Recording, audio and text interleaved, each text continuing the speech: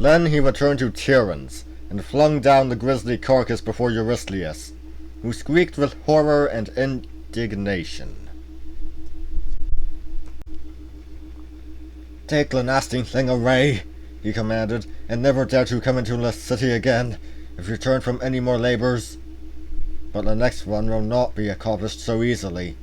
Go and kill the Learnean Hydra."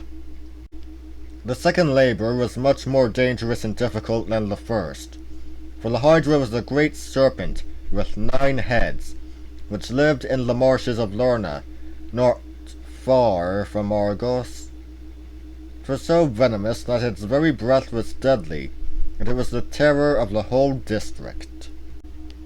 Accompanied by Iolaus, Heracles drove down to the edge of the marsh in his chariot, and there Athena appeared to him. "When you draw near to the Hydra's lair," she said, "you must make it come out by shooting fiery arrows into the cave. But when you fight, take care to hold your breath, for its very smell is deadly. Remember also that the center head is immortal."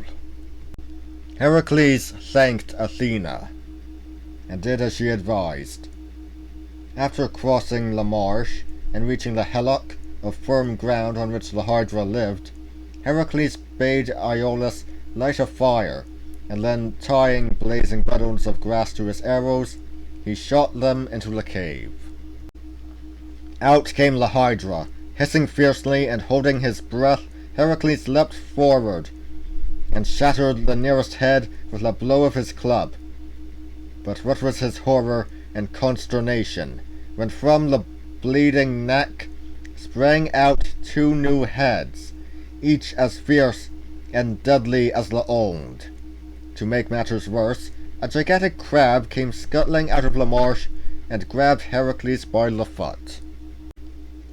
With a roar of rage, he crushed the crab with a single blow of his club, and shouted to Iolaus to light a torch and come to his assistance.